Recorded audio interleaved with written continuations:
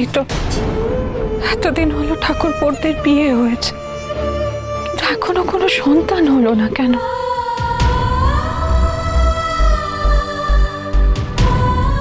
লোকে তো দুষবে।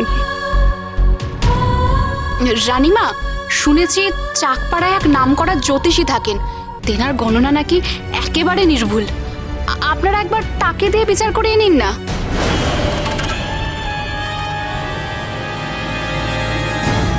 হ্যাঁ, ঠাকুরের যদি কোনো আপত্তি না থাকে তাহলে ওই জ্যোতিষীর সাথে একবার আলোচনা বসা যেতেই পারে। যদি কোনো দোষ থেকে থাকে তাহলে সেটা কাটানোর ব্যবস্থা করতে হবে। যাগ যোগ্য যা করার সেটা করতে হবে আমাদের। কি বলো ঠাকুর? না, আমার আর আপত্তি কিসের? বেশ তো। তাহলে আর দেরি করে লাভ নেই। বুঝলেন, তুই আজকেই চাকপাড়া সংবাদ পাঠাও, পারলে ওনাকে কালকেই আসতে বল। বেশ দাদা, আমি এখনই লোক পাঠাবার ব্যবস্থা করছি।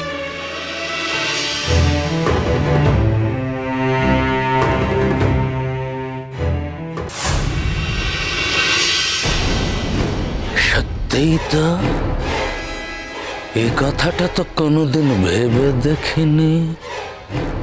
বীরেন্দ্রনাথ আর লক্ষ্মীর বিবাহ সম্পন্ন হয়েছে অনেক দিন হলো, কিন্তু এখনো ওদের কোনো সন্তান হয়নি কেন? এ তো ভেবে দেখবার বিষয়। তাহলে কি ওদের দুজনের মধ্যে কারোর কোনো দোষ আছে?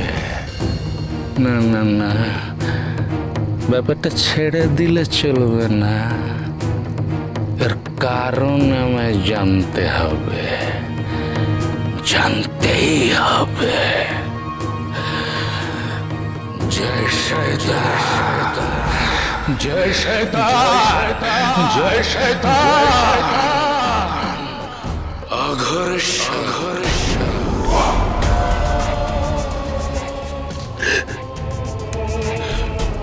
প্রণাম প্রভু। বল, কি কারণে আমায় স্মরণ করেছিস? প্রভু, আমি শুধু জানতে চাই এখনো বীরেন্দ্রনাথ আর লক্ষ্মীর কোনো সন্তান হয়নি কেন? জেনে রাখিস অঘোরেশ্বর, যতদিন ওদের সন্তান না হয় ততদিনই তোর পক্ষে মঙ্গল। কেন প্রভু? ওদের সন্তান হলে আমার অমঙ্গল হবে কেন প্রভু? সাবধান অঘোরেশ্বর, নাটোরের রাজ পরিবারের ওই নবজাতকের হাতেই তোর ক্ষতি হতে পারে। লক্ষ্মীর শিশুপুত্রের হাতেই তোর বিনাশ হবে। সাবধান অঘোরেশ্বর।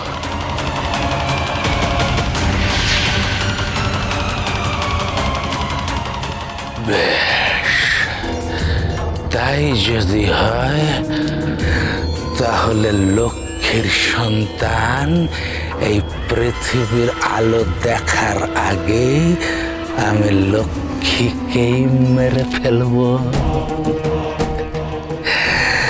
লক্ষ্মীও থাকবে না, তার সন্তানও থাকবে না।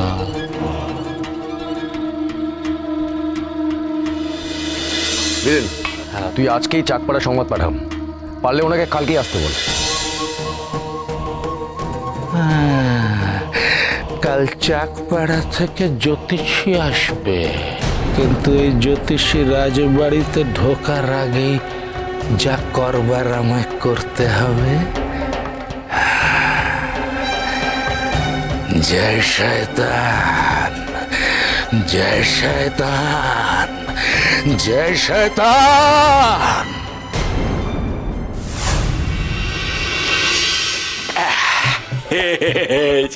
তারা তারা আরে, এই তোর ওই নতুন লীলা আমি দর্শন করতে যাচ্ছি রে। বা তারা তারা বাবা, কি গো, তোমরা এখন এখানে? ঠাকুর গো, তোমার সাথে খুব জরুরি কথা আছে। জরুরি কথা? এই কি কথা গো? হ্যাঁ রে বাবা, লক্ষ্মী মাঝে মধ্যেই মন মরা হয়ে থাকে, ওর এই অবস্থা চোখে দেখতে পাচ্ছি না রে। তাই আজ বিকেলে চাকপাড়া জ্যোতিষ আচার্যকে দেখেছি মহলে। সে সময় কিন্তু তোকেও মহলে থাকতে হবে। উনি কি বলছেন, কেন বলছেন, তোকে সব শুনতে হবে। রানীমা, লক্ষ্মী মায়ের জন্য আমারও খুব চিন্তা হয় গো। তবে এখন এসব কথা থাকবে, আমি এখন আসি গো। হ্যাঁ, তা তুমি এখন চললে কোথায়? আমি আমি একটুখানি ওই মায়ের মানে ওই রাজরানী মায়ের মহলে যাচ্ছি আর কি। হ্যাঁ, আমাকে অনেক করে যেতে বলেছে, তাই ওই আমি ফিরে এসেই তোমাদের মহলে যাবো, বেশিক্ষণ লাগবে না। রাজরানীমা বলছিলেন বটে একটা মহল গড়েছেন, তুই জানিস এই মহল কোথায়? হ্যাঁ, ওই ওই মহল ওই টিলার কাছেই হবে গো। ওই ওই যে টিলার,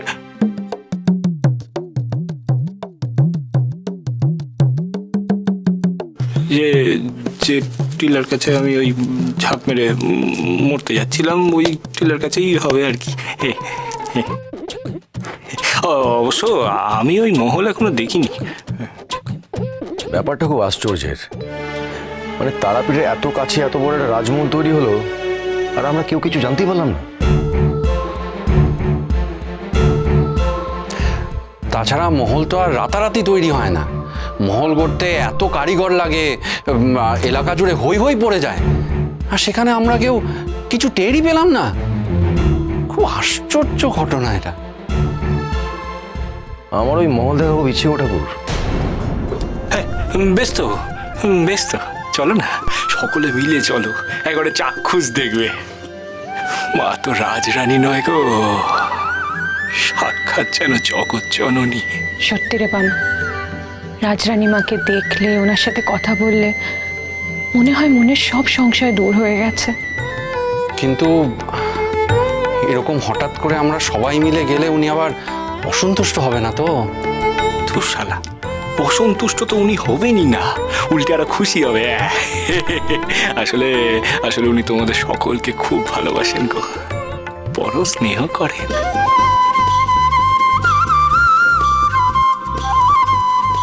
আমিও যাবো বামদেব ঠাকুর। এই দেখো, তুমি তো যাবেই যোগেন্দ্র বাবা, আমরা সকলে মিলে রাজরানী মায়ের কাছে যাবো, বুঝেছো?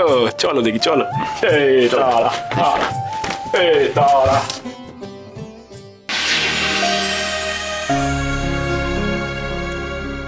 দেখ রে ডাকিনি যোগিনী,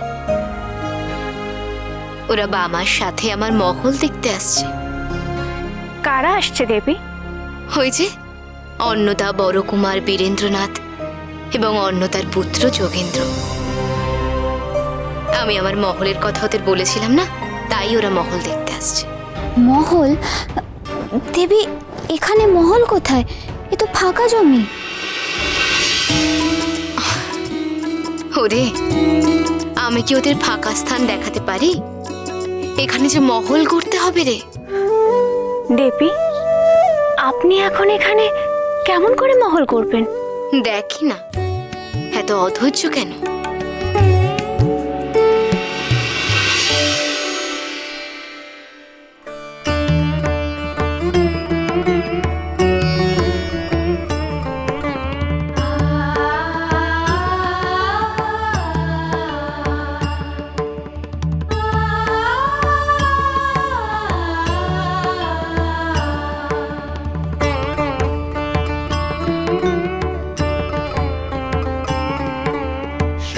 वत्स प्रवक्ष्यामि रहस्यं सर्वसिद्धिदं यस्योपदेशमात्रेण तव सिद्धिर्भविष्यति।